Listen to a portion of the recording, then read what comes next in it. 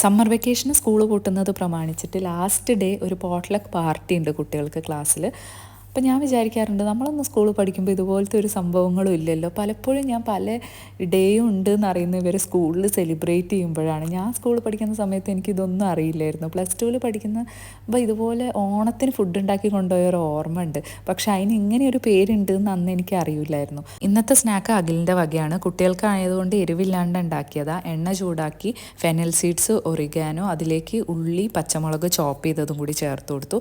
വഴറ്റിയതിന് ശേഷം ചിക്കൻ ഇട്ട് നന്നായിട്ടൊന്ന് സോട്ട് ചെയ്തു. ചിക്കനിൽ ഹെർബ്സ് ചേർത്തിട്ടുണ്ടായിരുന്നു. അത് നന്നായിട്ടൊന്ന് വെന്ത് ക്രിസ്പായപ്പം നമ്മളതൊന്ന് ചോപ്പറിലിട്ട് ചോപ്പ് ചെയ്തു. പിന്നെ നമ്മളതൊരു സമൂസ ഷീറ്റിൽ വെച്ച് ഒരു പില്ലോ ഷേപ്പിൽ മടക്കിയെടുത്തു. അഖിൽ ഫില്ല് ചെയ്തു, ഞാൻ മടക്കി. അതുകൊണ്ട് പണി പെട്ടെന്ന് കഴിഞ്ഞു.